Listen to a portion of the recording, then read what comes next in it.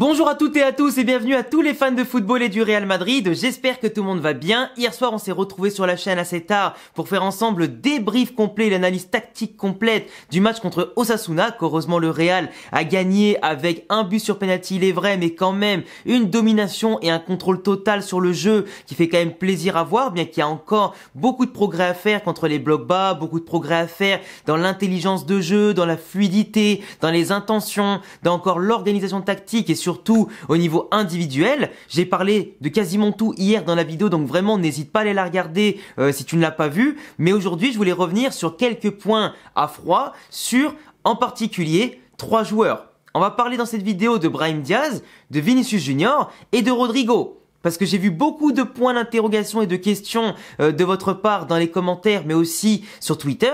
Et je pense que c'est important d'en discuter parce qu'à mon sens, ces trois-là, s'ils continuent sur la même longueur, bien que là on ait joué que le premier match, mais s'ils continuent dans ce même niveau, dans ce même prisme de performance, je suis désolé, mais leur place dans le 11 de départ est loin d'être assurée. Et même, pourquoi pas, leur avenir au Real Madrid est loin d'être assuré. On en parle aujourd'hui. N'hésite pas à t'abonner si t'es fan du Real Madrid parce qu'on est parti sur une longue saison, mon frérot, et on va se régaler tous ensemble avec les débriefs d'actualité et des matchs. Du coup, n'hésite pas. Et d'ailleurs, viens me rejoindre aussi sur Instagram. J'ai le lien aussi dans la description où tu pourras notamment voir d'autres vidéos que je propose sur le Real, le Barça ou d'autres équipes en général et l'actualité du football mondial. Et discute avec moi sur un Instagram dédié au football en dehors des vidéos. Commençons par le cas de Brahim Diaz. Brahim Diaz, vous le savez, pour tous ceux qui en tout cas me connaissent depuis un petit moment, c'est un de mes chouchous dans l'effectif. Brahim Diaz, espagnol, qui a pris certes l'équipe nationale marocaine parce que l'Espagne lui a quand même fait à l'envers et ne l'a jamais sélectionné malgré un niveau au-dessus du lot en 2024 et qu'il aurait notamment pu briller à l'Euro 2024 en tant que titulaire, ça j'en suis sûr, avec l'Espagne.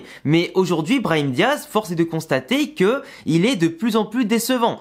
Cette saison, un peu à l'instar de toute l'équipe, il n'a pas été à son niveau, il a eu quelques pics qui nous ont permis de gagner quelques points avec en tout cas des buts venus d'ailleurs ou des fois passer des tours comme en Ligue des Champions avec son but magnifique contre l'Atlético Madrid. Mais le problème c'est que il n'avait pas eu de constance, il avait du mal à enchaîner des bons matchs en étant titulaire surtout, il était souvent meilleur en sortie de banc. Ça c'est un fait qui est quand même assez établi sur Brahim Diaz, qui a du mal à peser sur le jeu suivant les joueurs qui est à côté de lui sur le terrain, suivant la position évidemment qu'il va occuper, parce qu'on sait que de base lui il est quand même meilleur en tant que numéro 10 plutôt que cantonné en 4-3-3 sur le côté droit. Mais aujourd'hui Brahim Diaz, à l'instar de ce qu'il a fait hier contre Osasuna, c'était un peu compliqué, il a fait aucune différence balle au pied, il a jamais réussi à dribbler son vis-à-vis alors que de base, avec ses pieds magiques et sa vivacité magique, le mec quand il s'y met, alors je vais pas dire que c'est Messi non plus, mais quand il s'y met de base en étant en forme, inspiré et surtout virevoltant, il est inarrêtable. Et le mec qui casse des lignes, il va t'en dribbler 1, 2, 3, faire un centre, 1, 1, 2 et pourquoi pas frapper en tout cas derrière. Et aujourd'hui, Brahim Diaz est encore loin du niveau qu'on attend. On sait que Xabi Alonso aime beaucoup son profil, parce qu'il peut combiner, comme je disais justement, il est très percutant, il est très à l'aise et très altruiste, mais le problème c'est que quand un joueur qui sur le terrain, en tant qu'ailier droit, ne prend aucune initiative, ne prend aucune responsabilité, ne prend aucunement la profondeur, ne prend aucunement le meilleur sur son vis-à-vis, que ce soit un bloc bas ou pas du tout, ça devient problématique. Tu prends pas un ailier pour qu'il fasse que des passes en retrait ou des passes latérales. À un moment donné, pas de centre, pas de frappe, bah je suis désolé mais t'as totalement raté ton match. Évidemment qu'il a fait le travail défensif, mais t'en attends beaucoup plus de Brahim Diaz, surtout dans un moment où l'équipe a besoin de marquer, qu'elle a besoin d'un détonateur, qu'elle a besoin d'un génie. Ok, le nombre d'attaques qui passent par son couloir comparé au nombre d'attaques qui passent par Vinicius, c'est famélique. Je crois qu'à un moment donné, en première mi-temps, on était passé 10 fois du côté de Vinicius pour 2 ou 3 attaques côté Brahim. Mais au-delà des attaques, lui, quand il avait la balle, même dans des positions plus centrées, bah c'était très compliqué. Et venez pas me dire que oui, en face, c'était un bloc bas, du coup forcément, il avait pas d'opportunité, pas d'espace. Brahim Diaz, au moment donné, c'est le genre de joueur qui sait s'ouvrir les espaces. Et comme je vous l'ai répété hier, contre un bloc bas, tu dois tirer de loin. Donc quand les solutions, elles viennent pas, tu dois te les créer toi-même. Et quand tu as un petit trou de souris, tu frappes avec la frappe qu'il a, la technique qu'il a, la maîtrise qu'il a. Tenter une frappe ou une feinte de frappe pour décaler son collègue et pourquoi pas enchaîner en mettant de la vitesse, c'est justement à Vinicius et à Brahim de mettre de la vitesse dans le jeu quand c'est trop mou, quand il n'y a pas de mouvement. Donc à un moment donné, si les ailiers percutent pas, frappent pas, mettent pas de mouvement, décrochent pas, etc. pour faire la diff, Bah je suis désolé, mais non, mais quand on a vu Mastantuono qui est rentré dans la dernière demi-heure, alors certes il y avait déjà 1-0 et Osasuna était obligé de sortir, c'est pas le même contexte, mais n'empêche que même quand Osasuna restait regroupé derrière, Mastantuono tu le voyais un coup en pointe, un coup à droite, il dédoublait, permutait souvent avec Kylian, et en plus il a eu plus d'opportunités que Brahim Diaz dans des positions encore plus reculées de base. Et en participant au jeu, en tentant des choses, il a même failli marquer. Donc à un moment donné, c'est là aussi où tu vois la différence entre quelqu'un qui a cette folie, qui hésite pas à tenter quelque chose, comme Mastantuono qui a essayé de faire un petit pont, qui l'a raté, mais après tu vois, il a tenté des dribbles, des conservations qui étaient intéressantes. Mais aujourd'hui, il faut que Brahim, s'il veut gagner sa place de titulaire un jour ou l'autre au Real Madrid, parce qu'en soi il a le potentiel pour le faire, mais il va falloir pas se sortir les doigts non plus, faut pas aller jusque là, mais n'empêche, passer un cap de confiance, de technique et simplement d'efficacité et de constance. Et à mon sens, Brahim, s'il retrouve le niveau qu'il avait en 2024, en faisant la diff à quasiment tous les matchs quand il n'y avait pas Bellingham ou avec Bellingham, pour moi, il a largement de quoi faire dans le schéma tactique de Xabi Alonso, qui dans tous les cas doit réadapter son système parce que le 4-3-3, ça marche pas. On veut un 4-4-2 ou un 3-5-2, mais le 4-3-3, depuis un an ou deux, ça ne fonctionne plus. Et il faut arrêter avec ça. Deuxième joueur, évidemment, Vinicius Junior, qui doit absolument changer un petit peu. Alors, défensivement, j'ai rien à dire. Vinicius Junior, dans les efforts défensifs, le GOAT, il n'y a pas à dire, on le reprochait l'an dernier de pas faire le pressing et ce que tu veux, cette année il fait le pressing et les efforts. Sauf que, aujourd'hui, à l'instar de ce que j'ai dit pour Brahim Diaz juste avant, quand t'affrontes des équipes regroupées, les efforts défensifs, t'en as pas énormément à faire, faut pas déconner, tu vois. Et de l'autre côté, quand tu as la balle, je comprends pas que Vinicius aujourd'hui, qui manipule, enfin pas qui manipule, mais qui monopolise, pardon, c'est le mot que je voulais dire, qui monopolise autant l'attention des attaques du Real Madrid, et comme je vous l'ai dit tout à l'heure, 10 attaques de son côté, 3 pour Brahim en première mi-temps, à un moment donné, quand tu as la responsabilité de prendre en charge les offensives, un petit peu à l'instar de ce qu'il fait depuis quelques années maintenant, à l'époque il y avait encore Benzema, puis sans Benzema, etc., eh ben, il faut que quand même que tu provoques quelque chose. Je veux dire, on est à 11 contre 11. Ils sont à 11 regroupés dans leur surface. T'as tout l'espace pour pourquoi pas essayer de tenter des choses, ou du moins t'as le temps de tenter des choses. Parce qu'au pire, tu perds la balle. T'as Carreras derrière, t'as les joueurs derrière pour récupérer le ballon. Parce que le pressing est en place, le bloc est en place. C'est pas comme l'an dernier où quand tu tentais des choses, il ratait en tout cas ces occasions ou ces dribbles, et après derrière, comme notre pressing était pas bon et l'organisation était pas bonne, bah là, on souffrait derrière sur les contres qu'on prenait. Là, on a vu hier qu'on était tellement bien en place, on coupait tellement bien les lignes de passe, on forçait tellement Osasuna à tirer devant n'importe comment, qu'on n'était pas inquiété. Dès qu'ils essayaient de franchir le milieu ou quoi, on ratissait. Et aujourd'hui, c'est pour ça que Vinicius, avec une meilleure organisation, que ce soit derrière lui, parce qu'il a quand même Carreras, qui est quand même meilleur que Fran Garcia ou Ferland Mendy, t'as quand même un milieu de terrain plus compact qu'avant, donc c'est quand même plus appréciable, et une défense qui veille au grain. Donc aujourd'hui, c'est maintenant que tu dois prendre des risques. C'est pas à l'époque où on avait des défenseurs qui étaient des tocards. Là, aujourd'hui, que t'as une base solide derrière toi, vas-y petit, dribble, percute, fais-nous des tours de magie comme tu faisais avant. Les centres de l'extérieur, les crochets centres, les crochets frappes intérieurs enroulés, ce que tu veux. Nous, le vrai Vinicius, on veut le voir là. Parce que le vrai Vinicius, qui certes a besoin d'espace de base, mais qui sait aussi s'ouvrir les espaces, en partant de la gauche, qui va parfois dans l'axe avec ses appels et sa vitesse, et qui combine plutôt bien. Techniquement, il est très fort, dans les dribbles, il est très fort, et pour moi, il n'y a pas meilleur ailier gauche que lui dans le monde, quand il est, voire même ailier tout court, quand il est à son plein niveau. Et même si c'est dur en ce moment de trouver sa place avec Kylian, parce que il faut trouver sa place dans le schéma, mais là, en 4-3-3, normalement, chacun avait son positionnement. Donc aujourd'hui, dire que Vinicius et Mbappé sont pas complémentaires, peut-être, mais aujourd'hui, chacun avait son positionnement. C'était pas un 4-4-2, c'était pas un 3-5-2, c'était un 4-3-3, et lui combinait beaucoup sur le côté avec les dédoublements de Carreras.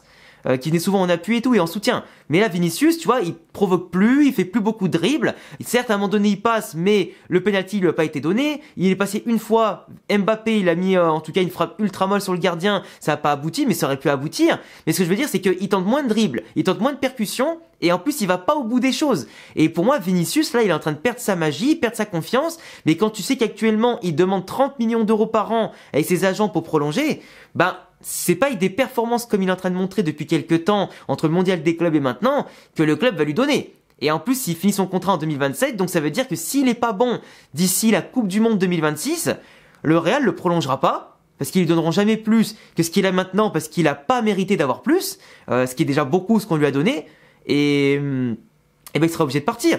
Sauf que le Real, évidemment, en le vendant à un an de la fin du contrat, ils gagneront beaucoup moins. T'avais les offres de 300 millions de l'Arabie Saoudite, bah au pire ils gagneront 100 ou 150 millions, même pour un an de contrat, tu vois. Mais c'est déjà pas mal, hein. Mais ce que je veux dire, c'est que Vinicius, quand il est à son top niveau et de base c'est un Madridista pur jus, tu sais qu'il est fait pour durer encore longtemps au Real Madrid. Donc vendre Vinicius, ça serait quand même chiant parce qu'il a beaucoup apporté, parce que c'était vraiment la star à un moment donné du projet et surtout qu'il était capable d'avoir le Ballon d'Or. Et qu'il en est encore capable techniquement, mais ce que je veux dire c'est qu'aujourd'hui, lui-même ne fait pas les efforts sur le terrain, ne fait pas tout ce qu'il faut dans le bon sens pour aider le Real à gagner et lui-même pour faire des bonnes performances. Là tu vois, il est sorti hier à la 75e minute pour Gonzalo, bah tu vois, Ancelotti l'aurait jamais sorti. Et Alonso a fait comprendre hein, qu'il y a pas de il y a la méritocratie mais il n'y a pas de place assurée. Si au bout d'un moment vous êtes pas bon, vous allez sortir. Et c'est clair qu'au bout d'un moment, si le 4-3-3 ne fonctionne pas et qu'il faut absolument un attaquant dans la surface, bah je vois très bien Alonso, si en plus il est performant le gamin, mettre Gonzalo Garcia en pointe comme au mondial des clubs et Mbappé à gauche ou du moins deuxième attaquant, tu vois, et Vinicius qui sauterait tout comme Rodrigo. Et à un moment donné ce serait normal parce que si t'es bon tu joues, si t'es pas bon et que tu fais pas de différence et qu'en plus en interne tu réclames un gros salaire et que finalement tu le mérites pas et que ton contrat se termine bientôt, bah oui, bah on va te montrer la porte de la sortie. Personne n'est indispensable au Real Madrid.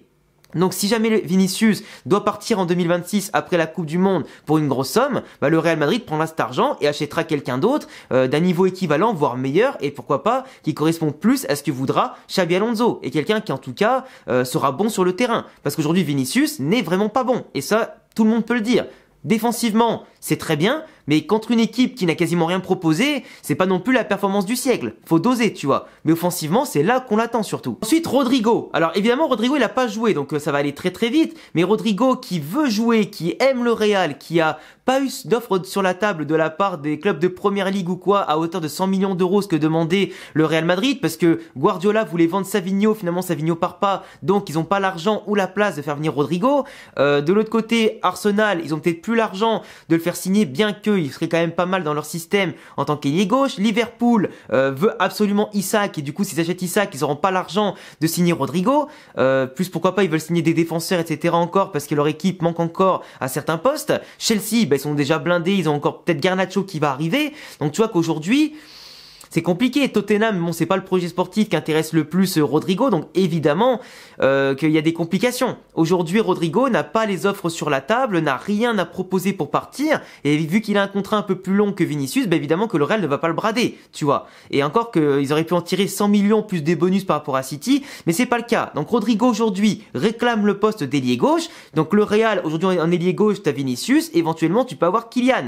Donc tant que le mec veut jouer ailier gauche, Xabi Alonso dans sa tête le mettra pas à droite, où t'as déjà Brahim, où t'as déjà Mastantuono, et dans tous les cas le système 4-3-3 doit changer. Et dans l'axe, bah t'auras Bellingham, t'as déjà Arda Güler, t'as déjà plein de joueurs qui peuvent jouer, ou Mastantuono ou Brahim. Et enfin je parle en numéro 10, hein, parce qu'après en pointe c'est Mbappé ou Gonzalo, ou Hendrick. Donc Rodrigo aujourd'hui, qualitativement, il a des compétences pour combiner avec les autres, il est plus complémentaire avec Mbappé que Vinicius, ça c'est sûr, on l'a déjà vu encore en amical, mais le truc c'est que Rodrigo demande une place qu'il ne mérite pas, ou du moins qu'il n'a pas le niveau pour l'avoir, tu vois. Après, encore une fois, si Vinicius n'est pas bon sur la durée, Rodrigo doit jouer pour être essayé, et si Rodrigo est meilleur à gauche que Vinicius, c'est Vinicius qui ira sur le banc. Le rôle de la méritocratie, si le mec il est bon et meilleur, il joue, et l'autre s'il est pas bon, ou du moins il fait pas la diff ou pas ce qu'il faut, il ira sur le banc. Peu importe qui t'es, tu vois. Et ça, c'est bien. Mais Rodrigo, aujourd'hui, pour savoir hein, pourquoi il a pas joué après s'être entraîné, enfin du moins échauffé pendant quelques minutes et qu'il allait sur le banc avec la mine déconfite, etc.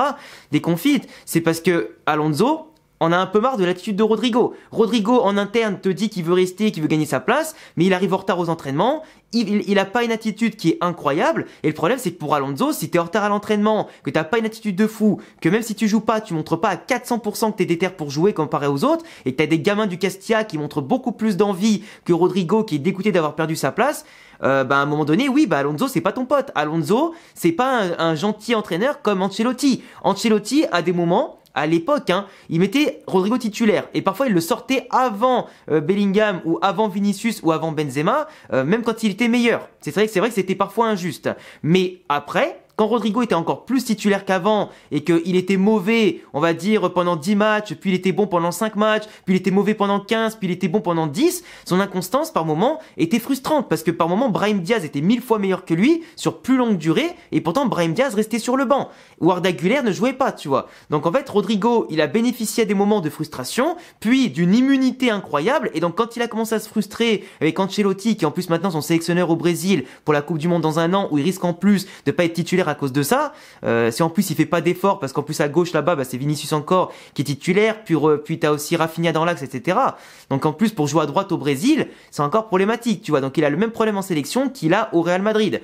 Mais Rodrigo, aujourd'hui, n'a pas l'attitude. Et en plus, il demande un poste, au lieu de s'adapter à ce qui reste, ou du moins s'adapter à ce que demande le coach, lui, il impose ses conditions, et malheureusement, ça passe pas. Donc c'est soit tu ronges ton frein, t'attends au pire que Vinicius s'en va en 2026, si vraiment il est pas bon, qu'il est pas prolongé et que le Real doit le vendre, et peut-être qu'après il prendra les clés du couloir gauche, et même comme ça, je suis pas sûr. Parce que si Vinicius s'en va, faut encore que Rodrigo gagne sa place, parce que peut-être qu'entre temps, t'auras quelqu'un qui va arriver, peut-être que le Real va prendre un autre joueur, qui sera extrêmement meilleur que Rodrigo à gauche, et ça repartira dans un autre débat. Donc aujourd'hui, t'as pas eu d'offre sur la table pour vendre Rodrigo, il a pas l'attitude qui mérite en tout cas de le faire jouer, et aujourd'hui Alonso, il est intransigeant. Si t'es bon, tu joues, si t'es pas bon, tu joues pas, si t'as pas l'attitude, tu joues pas non plus. Et Alonso aujourd'hui préfère des mecs comme Gonzalo en pointe, comme d'autres joueurs jeunes qui sont en tout cas en train de gagner leur place par le mérite et l'attitude, et c'est tout. Et ça passe par les entraînements, les matchs, etc. C'est pas parce que t'as un statut, que t'as fait des choses à l'époque et tout, que t'es assuré. Et moi je pense que Rodrigo, bien que ça peut le renforcer mentalement ce qui se passe, pour qu'il ait vraiment le couteau entre les dents au moment où il retouchera la pelouse, faut espérer qu'il a un bon mental, parce que t'as plein de joueurs qui se laissent aller, qui restent sur le banc, qui vont en tribune et qui s'en foutent, et qui après lâchent l'affaire, tu vois. Et ça, c'est là aussi où tu vois les mecs qui sont bons pour les grands clubs et d'autres pour les petits clubs. Donc si t'as le mental, tu vas te battre jusqu'au bout, si t'as pas de mental, tu vas lâcher l'affaire, et tu vas en tout cas passer pour un faible, et globalement tu resteras toujours sur le banc. Et Rodrigo aujourd'hui n'a pas mérité de jouer, tout simplement. Et comme je te le dis, ça passe par l'attitude, le niveau, et après ses exigences, du coup, tout le monde le considère comme un ailier gauche, et pas pour autre chose. Et c'est lui qui l'a demandé, hein. C'est pas le coach, c'est lui qui l'a demandé. Donc aujourd'hui, bien qu'il soit très complémentaire et technique, et qu'il pourrait bien matcher un petit peu à l'instar d'un Florian Wirtz à Leverkusen, etc.